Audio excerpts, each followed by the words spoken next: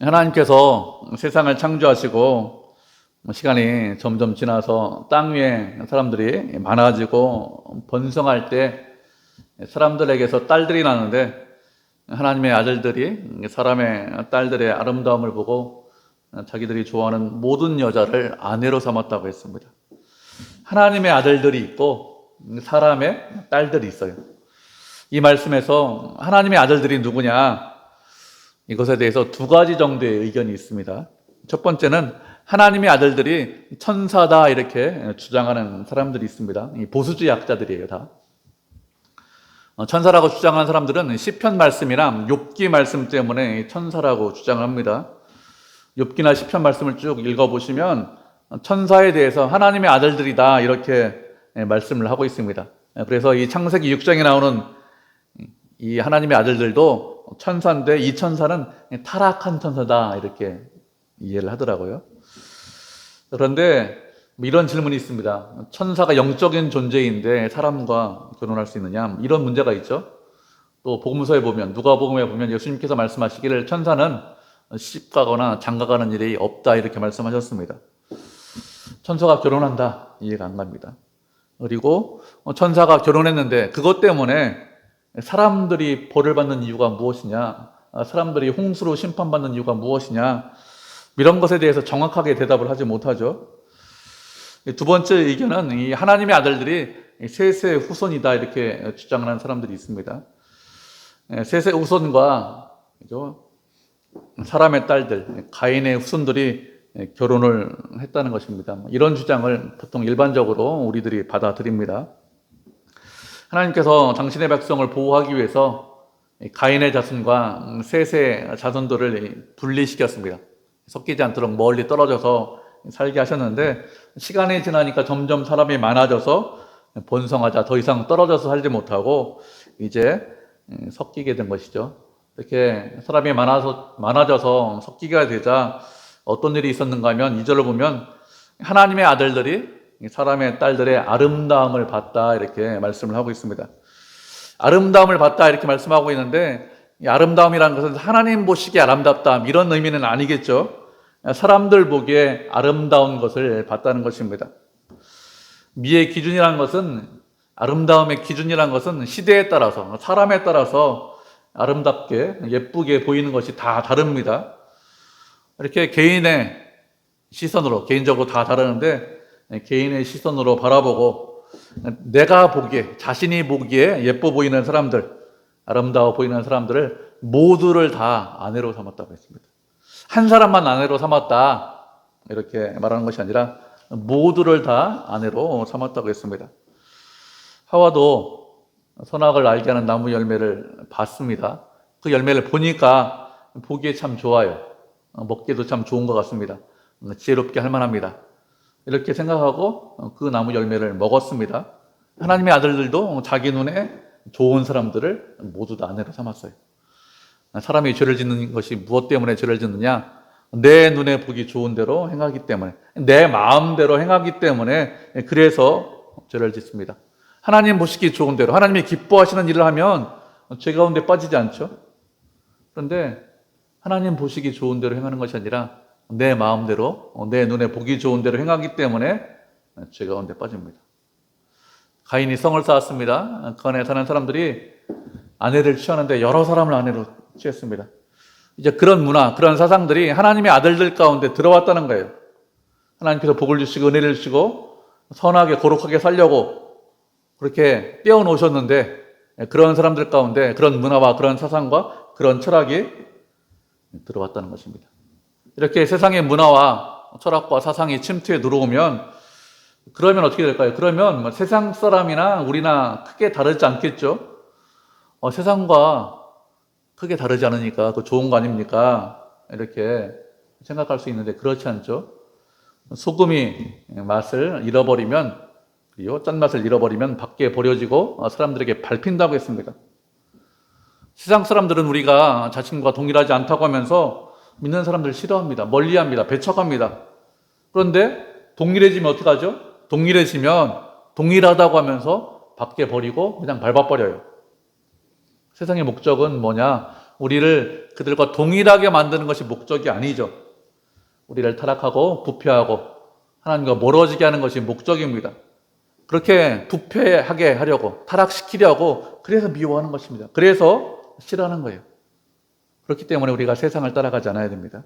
세상을 따라가면 결국에는 멸망의 길로 갈 수밖에 없죠. 이렇게 하나님의 사람들이 세상을 따르자 3절을 보면 나의 영이 영원히 사람과 함께하지 않겠다 이렇게 말씀하셨습니다. 이렇게 말씀하신 이유가 무엇이냐? 그들이 육신이 되었기 때문에 이렇게 하셨다고 했습니다.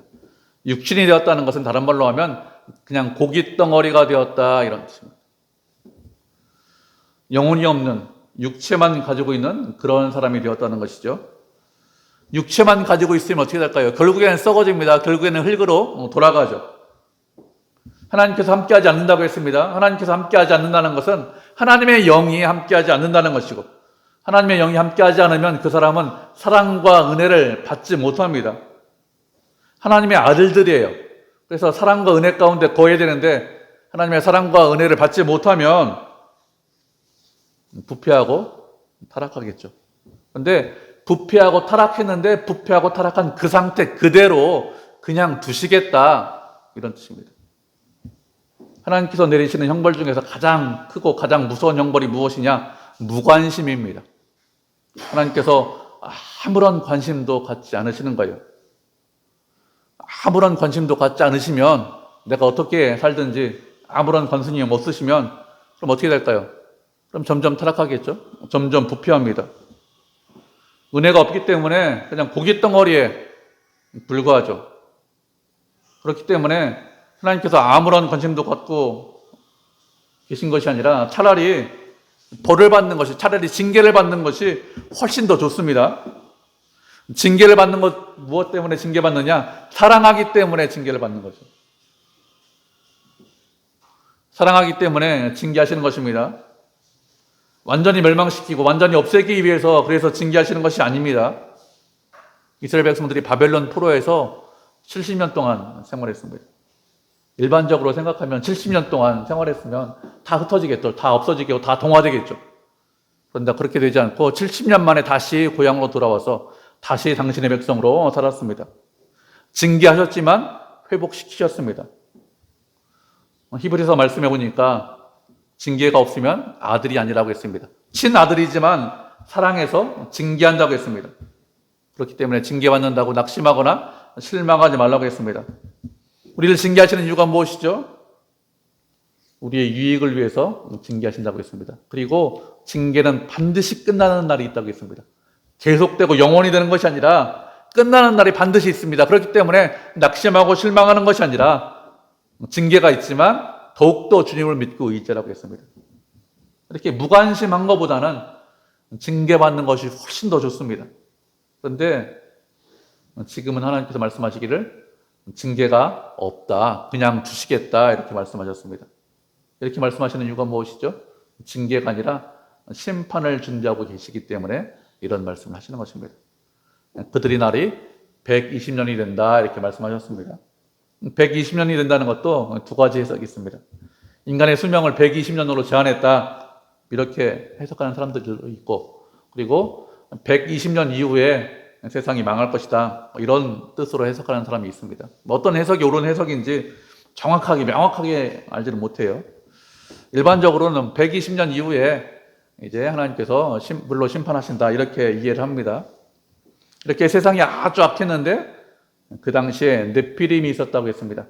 네피림이라는 것은 떨어졌다 이런 의미를 가진 단어가 네피림입니다. 떨어지긴 떨어졌는데 어디에서 떨어졌는지 알지 못해요. 일반적으로는 영적으로 타락하고 부패했다, 영혼이 떨어졌다 이렇게 생각합니다. 이렇게 타락한 사람들이 있었는데 이런 환경에서 하나님의 아들들이 사람의 딸들과 결혼해서 자식을 낳았어요. 근데 그들이 고대에 용사고 명성이 있는 자라고 했습니다.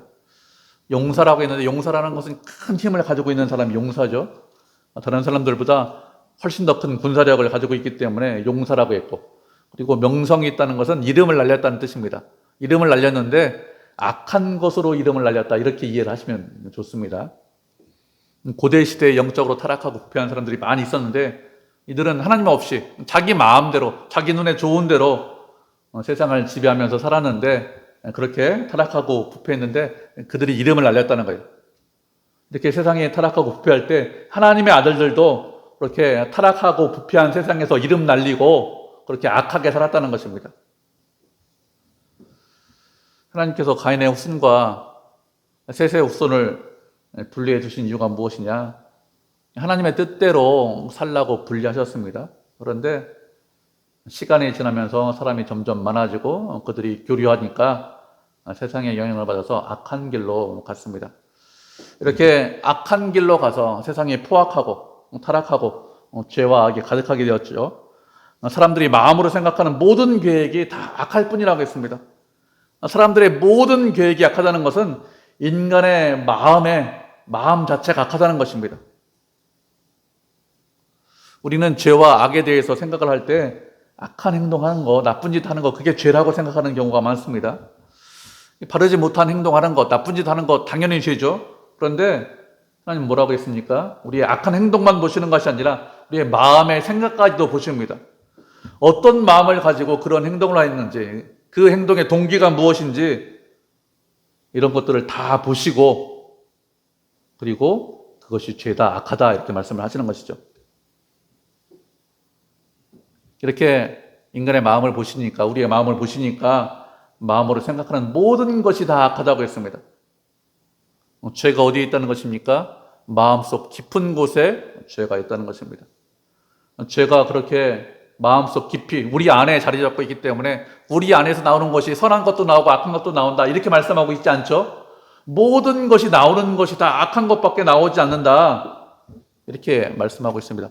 겉으로 보기에는 선해 보여요. 겉으로 보기에는 아름답게 보입니다. 좋아 보입니다. 근데 내면을 들여다보니까 그 동기를 보니까 그 원인을 보니까 내 욕심을 채우기 위해서 내 이익을 채우기 위해서 그렇게 말하고 그렇게 행동한다는 거예요. 이렇게 인간이 생각하는 모든 것들이 죄와 악 가운데 있습니다. 이렇게 된 것은 결국에는 그들이 우리가 고깃덩어리가 되고 육신이 되었기 때문에 악한 것을 생각할 수밖에 없죠. 이렇게 모든 사람이 다 악하기 때문에 저는 아닌데 이렇게 생각하지 않으셔야 됩니다. 이 사람들만 악합니다. 이렇게 생각하지 않고 우리가 다 악하기 때문에, 나도 악하기 때문에 6절을 보면 땅 위에 사람 지으신 것을 한탄하사 마음에 근심하셨다고 했습니다. 하나님께서 우리 지은 것, 나를 이 땅에 보내신 것을 한탄하시고 그리고 근심하셨다는 겁니다. 사람 지으신 것을 한탄하셨다고 했는데 한탄했다는 것은 가슴을 치면서 한숨을 쉬었다 이런 단어입니다. 다른 말로 하면 후회했다 이런 뜻입니다. 후회했다는 것은 어떤 일을 했나, 어떤 결정했는데 잘못된 결정했구나, 잘못된 일을 했구나 그렇게 깨달았을 때 그때 후회하죠. 야, 그때 그렇게 결정했으면 안 되는데, 그런 말 했으면 안 되는데 이렇게 하면서 잘못된 것을 좀 돌이켰으면 좋겠다 이렇게 하는 게 후회입니다. 하나님께서 한탄하셨다, 후회하셨다 이렇게 말씀하시는 거예요. 그러면 하나님도 후회하실까요? 한탄했다고 했기 때문에. 그렇지 않죠. 하나님은 후회하지 않으십니다. 우리가 말씀을 보도록 하겠습니다. 민수기 23장 19절 말씀입니다.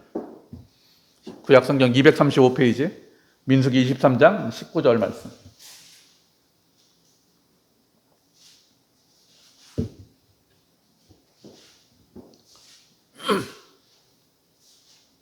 구약성경 235페이지 민수기 23장 19절 한 자리니까 우리 한 목소리로 읽겠습니다. 찾으셨죠? 23장 19절입니다. 시작. 하나님은 사람이 아니시니 거짓말을 하지 않으시고 인생이 아니시니 후회가 없으시도다. 어찌 그 말씀하신 바를 행하지 않으시며 하신 말씀을 실행하지 않으시랴. 아멘. 하나님은 사람이 아니기 때문에 거짓말하지 않으신다고 했습니다. 인간은 거짓말합니다. 순간에 힘든 상황을 잠깐 모면해야지 이런 것으로 거짓말하고, 아니면 저 사람을 내가 속여야지 이렇게 악한 마음을 가지고 거짓말합니다. 이런 경우도 많죠. 그렇기 때문에 인생이 우리가 거짓말하는 것이 일상입니다. 그런데 하나님은 그렇지 않습니다. 하나님은 거짓말하지 않으십니다. 인생이 아니기 때문에 후회가 없다고 했습니다. 인간은 시간이 지나면 후회하는 것이 다반사예요. 모든 일에 대해서 반드시 후회합니다. 아, 그렇게 말하면 안 됐는데.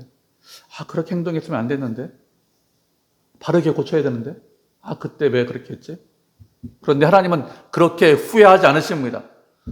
우리가 후회하는 이유가 뭐죠? 부족하기 때문에, 연약하기 때문에 후회하는데 하나님은 부족하지 않으십니다. 모든 것을 다 알고 계시고 모든 것을 다 행하실 수 있습니다. 그리고 언제나 하시는지 바른 일만 행하세요. 잘못된 일을 하시는 법이 없습니다. 말씀하시면 말씀하신 모든 것들을 다 행하십니다. 하나님 입장에서 잘 생각해 보시기 바랍니다. 말씀하시면 말씀하시는 것을 다 행하시기 때문에 말씀하시는 것에 매여 있을 수밖에 없죠. 말씀에 매여 있지 않으려면 되도록 말씀하지 않는 것이 하나님 입장에서 보면 좀 유리한 것 같아요. 말씀하시면 다 매여야 돼요. 그런데 주님께서 말씀하셨습니다. 우리를 사랑하신다고 말씀하셨습니다. 그렇게 말씀하셨기 때문에 어떻게 됩니까? 끝까지 사랑하셔야 돼요. 만약에 끝까지 우리를 사랑하지 않으신다면 그분은 누구예요? 그분은 하나님 아닙니다. 말씀하셨는데 끝까지 사랑하지 않으시면 하나님 아니시겠죠. 하나님은 말씀하시면 다 행하십니다. 우리는 능력이 없어서 행할 수 없지만 하나님은 능력을 갖고 계시기 때문에 다 행하십니다. 그렇기 때문에 후회하는 법이 없어요. 그런데 6절을 보면 사람이 악한 것을 보면서 만드신 것, 우리를 이 땅에 보내신 것을 한탄하셨다, 후회하셨다고 했습니다. 이렇게 말씀하신 이유가 무엇이죠? 우리를 보낸 것, 우리를 만든 것, 그것이 잘못된 것이기 때문에 한탄한 것이 아니죠. 하나님의 형상으로 창조된 우리가 거룩하게 살아야 되는데, 하나님의 뜻에 순종해야 되는데 거룩하게 살지 않고 생각하는 모든 것이 악한 길로 가기 때문에 그게 안타까워서, 그래서 한탄하신다고 하는 거예요. 그래서 가슴을 치고 있는 것입니다. 저 길로 가면 안 되는데. 그리고 근심하셨다고 했습니다. 근심하셨다는 것은 마음에 큰 상처를 받았다는 거예요. 사람이 악하고 타락했기 때문에 가슴이 찢어질 정도로 마음이 아프다. 이렇게 말씀하시는 것입니다. 그렇게 가슴이 아픈 이유가 무엇이죠? 우리를 사랑하기 때문에 그렇습니다. 사랑하는 사람이 잘못된 길로 가면 마음이 아프죠. 자식이 잘못된 길로 갑니다. 부모는 뻔히 보입니다. 그러면 아파요. 사랑하면 할수록 가슴이 더 아픕니다. 그런데 하나님께서는 우리를 아주 많이, 아주 크게 사랑하시기 때문에 너 그렇게 가는 거 보면서 내 마음이 찢어져. 이렇게 말씀하시는 것이죠. 근심하셨다고 말씀하고 있습니다. 이렇게 인간을 사랑하지만 인간의 죄와 악을 그냥 두고 볼 수 없기 때문에 지면에서 있는 모든 사람들을 다 쓸어버리겠다 이렇게 말씀하셨습니다. 사람이 죄를 졌기 때문에 사람만 쓸어버리시는 것이 아니라 가축과 짐승과 공중의 새들도 다 쓸어버린다 이렇게 말씀하셨습니다. 이렇게 말씀하시는 이유가 무엇이냐? 사람이 모든 것을 다 대리로 통치하기 때문에 이렇게 말씀을 하시는 것이죠. 하나님께서 심판하시는데 그 심판이 얼마나 무서운지 말씀하고 있습니다. 하나님은 죄와 함께 할 수 없는 분입니다. 죄와 악을 멀리 하시고 죄와 악을 싫어하십니다. 혐오하세요. 이 땅에 있는 모든 것들을 그래서 다 쓸어버리겠다 이렇게 말씀하셨는데 8절을 보니까 그러나 노아는 은혜를 입었다고 했습니다. 그러나 이렇게 말씀하고 있습니다. 그러나 이렇게 말씀하는 것이 은혜죠. 노아를 포함한 모든 사람들이 심판받아야 하는데 생각하는 모든 것이 다 악한데 심판에서 제외되고 예외로 되는 사람이 아무도 없는데 모두 멸망당해야 되는데 모두 심판받아야 되는데 그러나 예외가 있다. 이렇게 말씀하시는 것입니다. 그러나 이렇게 말씀하시는 것이 은혜죠. 우리도 어떻습니까? 우리도 이런 그러나의 은혜를 받았습니다. 우리도 망해야 됩니다. 우리도 스스로를 구원할 수 없습니다. 우리도 멸망의 길로 가고 있습니다. 하나님께서 우리를 보면서 가슴이 찢어지시는데 그래서 너 망했다 이렇게 말씀하시는 것이 아니라 그러나 예수 그리스도의 은혜로 구원받았다 이렇게 말씀하고 있죠. 하나님은 그러나의 하나님이십니다. 그러나 노아는 은혜를 받았습니다. 은혜를 받았다는 것은 받을 자격이 아무것도 없는데 좋고 아름답고 선한 것들을 받았다는 것입니다. 노아가 훌륭하기 때문에, 어떤 자격이 있기 때문에 그래서 받은 것이 아니라 아무런 자격이 없지만, 여전히 약하지만 은혜와 사랑을 받았다는 것이죠. 이렇게 노아가 은혜와 사랑을 받았는데 9절부터 노아가 어떤 사람인지 좀 더 자세히 설명하고 있습니다. 9절로 보면 그것이 노아의 족보라고 했습니다. 노아에 대해서 설명하고 있는데, 노아는 의인이고 당대의 완전한 자이고 하나님과 동행했다고 했습니다. 의인이다 이렇게 말씀하고 있는데, 의인이라는 것은 하나님과 바른 관계를 갖고 있는 것이 의로운 것입니다. 바른 관계를 맺고 있었기 때문에 의인이다 이렇게 말씀하고 있는데, 노아가 의인이 된 이유가 무엇이죠? 8절에 보니까 은혜를 입었다고 했습니다. 은혜를 입었기 때문에 바른 관계를 갖고 있는 거예요. 은혜를 입었기 때문에 의인이 된 것입니다. 그렇지 않으면, 은혜가 없었으면 노아도 망해야 됩니다. 스스로의 의로움, 스스로의 공로, 스스로의 열심, 이것으로 하나님과 바른 관계를 가질 수 있을까요?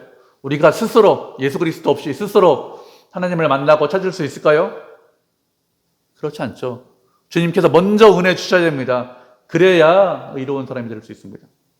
그렇지 않으면 의로운 사람이 될 수 없어요. 그리고 당대에 완전하다고 했습니다. 완전하다는 것은 아무런 죄가 없다 이런 뜻이 아닙니다. 완전하다는 것은 겉과 속이 다르지 않다 이런 뜻입니다. 겉으로 보기에는 참 완전해 보입니다. 그런데 속이 그렇지 않은 사람들이 꽤 많아요. 근데 노아는 그렇지 않다 이런 뜻입니다. 겉으로 보는 것이나 속이나 똑같다, 동일하다. 그래서 완전하다고 했습니다. 우리도 이런 칭찬 받을 수 있어야 되겠죠? 겉으로 보는 것이냐, 속으로 생각하는 것이나 동일하다. 교회에 있는 것이나 세상에서, 가정에서, 직장에 있는 것이나 다르지 않아. 이런 칭찬을 받을 수 있어야 됩니다. 그리고 하나님과 동행했다라고 했습니다. 동행했다는 것은 하나님과 같은 방향으로 함께 걸었다는 뜻이죠. 동행하기 위해서 필요한 것이 무엇이 있을까요? 동행하기 위해서는 같은 방향으로 가셔야 됩니다. 하나님께서 이 방향으로 가시는데 저는 아닙니다. 저는 다른 방향으로 가겠습니다. 이러면 동행할 수 없겠죠? 방향이 같아야 됩니다. 그리고 속도도 같아야 돼요. 하나님이 가라고 하면 가고 하나님이 서라고 하면 서서야 됩니다. 그렇지 않으면, 속도가 다르면 동행할 수 없습니다. 그리고 동행을 하면 대화하면서 동행하셔야 됩니다. 같은 방향으로 갑니다. 같은 속도로 갑니다. 그런데 그렇게 가면 동행하는 거죠. 그런데 그건 부족한 동행입니다. 기계처럼 가라고 하면 가고 오라고 하면 오면 그냥 부족한 동행이에요. 대화하면서 서로에 대해서 이해할 때 그게 진정한 동행이죠. 대화하지 않으면 진정한 동행이 아닙니다. 의인이다, 당대의 완전한 자다 이렇게 된 것은 먼저 은혜 주셨기 때문에 그렇죠. 은혜 주신 것에 대해서 감사하고 하나님과 함께하면서 동행하면서 순종하면서 잘 이해가 되지 않아요. 내 인생에 대해서 잘 이해가 되지 않는 거 여쭤보고, 하나님 제가 이건 정말 이해가 되지 않습니다. 왜 이런지, 저는 순종하려고 하는데 왜 잘 안 되는지, 저는 순종하려고 하는데 왜 이런 어려움이 있는지, 이런 것에 대해서 여쭤보고 또 응답을 받고 하나님의 뜻대로 행했기 때문에, 그래서 합당한 자가 된 것이죠. 그렇기 때문에 은혜 받았으면 동행하는 것이 중요합니다. 내 마음대로, 내 뜻대로, 내 방식대로 은혜 받았으니까 내 원대로 살겠습니다. 이렇게 하는 것이 아니라 하루하루 한 걸음 한 걸음 주님과 함께 하겠습니다. 주님과 함께 동행하는 것, 이것이 중요합니다. 그래야 의로운 자가 거룩한 자가 될 수 있습니다. 그렇지 않으면 의롭고 거룩한 자가 될 수 없죠. 동행해야 순종할 수 있습니다. 동행해야 하나님을 기쁘시게 하는 그런 자가 될 수 있어요. 그렇기 때문에 의지를 가지고, 여러분 의지를 가져야 됩니다. 의지를 가지고 동행하려고 해야 됩니다. 제가 이것은 좀 끊고, 제가 이것은 하지 않고, 제가 하나님 말씀 보고 제가 기도하겠습니다. 시간을 내겠습니다. 하나님과 함께 하겠습니다. 의지를 가져야 해요. 그냥 안 됩니다. 의지를 가지고. 그래야 하나님께서 원하시는 사람이 될 수 있습니다. 이렇게 노아는 의로운 자인데 13절을 보면 하나님께서 노아에게 어떻게 행하실지 이렇게 계획을 먼저 말씀해 주십니다. 다른 사람들에게는 아무런 말씀도 하잖아요. 노아 때 다른 사람들은 하나님의 뜻이 무엇인지, 하나님의 계획이 무엇인지 알지 못했는데 노아만 알고 있습니다. 노아의 증조할아버지예요. 에녹, 하나님과 동행했던 사람. 심판이 있다, 이것을 알았습니다. 근데 언제 심판하실지, 어떻게 심판하실지 이건 구체적으로 알지 못했습니다. 근데 노아에게는 곧 심판이 있을 것이다, 이렇게 말씀하셨습니다. 다른 사람에게는 말씀하지 않고 노아에게 말씀하신 이유가 무엇이죠? 하나님께서 이렇게 하신 것은 노아가 동행했기 때문에 이런 말씀하시는 것입니다. 하나님과 동행하면 세상의 아름다움, 세상의 화려함, 그런 뒤에 있는, 이면에 있는 것들을 볼 수 있습니다. 겉으로 보이는 것이 전부가 아니라는 것을 하나님께서 깨닫게 하십니다. 하나님께서 하시는 일이 무엇인지 이것들을 알게 하세요. 그래서 세상을 바라보는 것이 아니라 하나님을 바라보게 하십니다. 동행하는 사람들에게 주시는 복입니다. 이렇게 세상을 심판하시겠다고 하면서 방주를 만들라고 했습니다. 근데 14절을 보니까 누구를 위해서 방주를 만들라고 했죠? 너를 위해서 방주를 만들어라, 이렇게 말씀하셨습니다. 하나님께서 방주를 만들라고 말씀하시는데 나를 위해서, 당신을 위해서 방주를 만들어라, 이렇게 말씀하시는 것이 아니라 너를 위해서 방주를 만들어라, 이렇게 말씀하셨습니다. 노아가 방주를 만들었습니다. 누구를 위해서요? 노아와 노아 가족을 위해서 방주를 만들었습니다. 방주가 있어야 죽지 않죠. 방주가 있어야 구원받을 수 있기 때문에 그래서 만든 것입니다. 우리도 예수님이 필요합니다. 우리가 예수님이 필요한 것은 구원받을 수 있기 때문에 필요한 것입니다. 하나님께서 당신의 아들을 이 땅에 보내주셨는데 당신의 필요 때문에, 아버지 하나님의 필요 때문에 보내신 것이 아닙니다. 아들을 보내신 이유가 무엇이죠? 우리를 위해서 보내셨습니다. 나를 위해서 보내셨어요. 주님을 믿는 이유가 무엇입니까? 내 유익 때문에 주님을 믿는 것입니다. 다른 사람을 위해서 믿는 것도 아닙니다. 하나님을 위해서 믿는 것도 아니에요. 자기 자신의 유익을 위해서 믿는 것입니다. 자기 자신의 유익을 위해서 믿어요. 그렇게 믿다 보면 깨닫게 됩니다. 아, 내가 나를 위해서 사는 것이 아니라 주님을 위해서 살아야겠구나, 이것을 깨닫게 됩니다. 그래서 주님을 위해서 살면 누구에게 유익이 있습니까? 나에게 유익이 있습니다. 우리가 주님을 위해서 살면 주님에게 더 큰 유익이 있을까요? 그렇지 않습니다. 우리가 주님을 위해서 살든지 주님을 위해서 살지 않든지 하나님은 비슷하세요. 하나님께서 더 큰 영광을 받으시고 더 높임을 받으십니까? 그렇지 않습니다. 우리가 어떻게 살든지 하나님은 크게 변하지 않아요. 하나님은 어제도 하나님이시고 오늘도 하나님이시고 내일도 하나님이십니다. 변함이 없으십니다. 그런데 주님을 위해서 살면 나에게 유익이 있죠. 주님을 위해서 살면 인간답게 살 수 있습니다. 하나님의 영광을 위해서 살겠습니다. 주님과 동행하겠습니다. 순종하겠습니다. 이렇게 살아가면 누구를 닮아갑니까? 주님을 닮아가요. 주님을 닮아가면 누구에게 유익이 있죠? 나에게 유익이 있습니다. 그래서 내 유익을 위해서 그렇게 살라고 하는 것이죠. 믿음으로 사는 것, 다른 사람을 위해서 사는 것이 아닙니다. 나를 위해서, 내 유익을 위해서 그렇게 사는 것이죠. 너를 위해서 방주를 만들어라, 이렇게 말씀하셨습니다. 너를 위해서, 나를 위해서 믿음을 가져라. 이렇게 방주를 만들고 방주에 칸을 만들고 그리고 역청을 안과 밖에 칠하라고 했습니다. 역청을 칠해야 물이 들어오지 않죠. 역청을 칠하고 방주를 3층으로 만들라고 했습니다. 이렇게 말씀하신 이후에 세상에 있는 모든 것을 다 물로, 홍수로 심판하실 것이라고 했죠.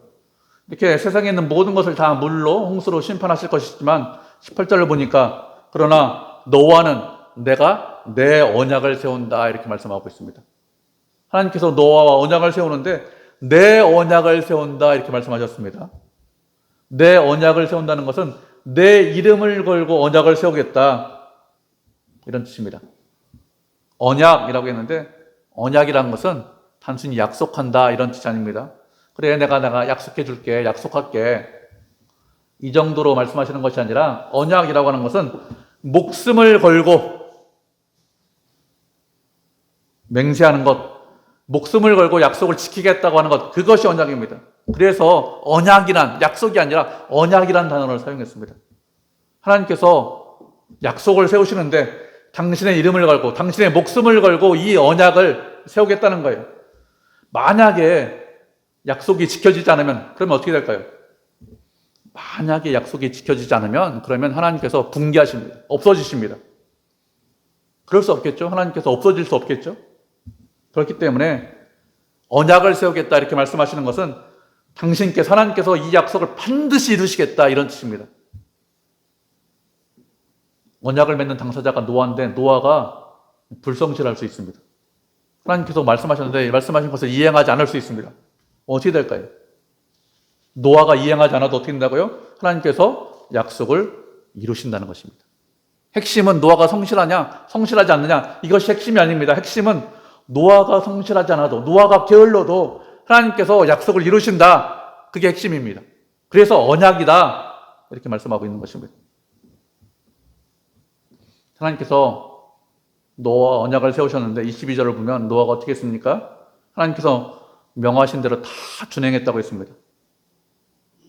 하나님께서 명령하신 대로 다 준행하는 것 쉬운 일일까요? 그렇게 약속하셨지만 언약을 맺었지만 노아가 말씀대로 사는 거 그렇게 쉽지 않습니다. 노아가 방주를 만드는데 얼마나 시간이 걸렸을까요? 최소한 수십 년은 걸렸겠죠. 그렇게 수십 년 동안 방주를 만들면서 주변에 있는 사람들과 함께 생활했습니다. 사람들이 방주 만드는 거 산에서 만들고 있으니까 물어봤겠죠. 왜 방주 만드냐? 하나님께서 비 와서 세상을 홍수로 물로 심판하신다고 말씀하셨어. 그래서 방주 만들려고 하셔서 나 방주 만드는 거야. 이렇게 이야기했겠죠. 그런 이야기를 하고 한 10년 정도 지났습니다. 사람들이 물어봤겠습니다. 또 야, 노아야 언제 비 와? 언제 홍수 와? 10년이나 지났는데 날이 파랗네? 하늘이 창창한데? 아무 일도 않고 멀쩡한데 홍수 언제 오냐? 비 언제 오냐? 오긴 오는 거냐? 사람들이 조롱했겠죠? 무시했을 것입니다. 그냥 있었을까요? 무시하고 조롱했었지만 그렇지만 그것을 다 이기고 계속해서 방주를 만들었습니다. 노아가 하나님 말씀을 준행하는데 다 준행했다고 했는데 이게 쉬운 일이냐? 쉽지 않습니다. 수십 년 동안 길게는 120년 동안 방주를 만들었습니다. 하나님께서 말씀하셨기 때문에 이 약속이 반드시 이루어진다. 그것을 믿고 믿음으로 그런 무시와 멸시와 조롱, 천대, 박해 이런 것들을 이겼다는 뜻입니다. 네, 말씀 한 구절 보도록 하겠습니다. 히브리서 11장 7절입니다. 신약성경 365페이지.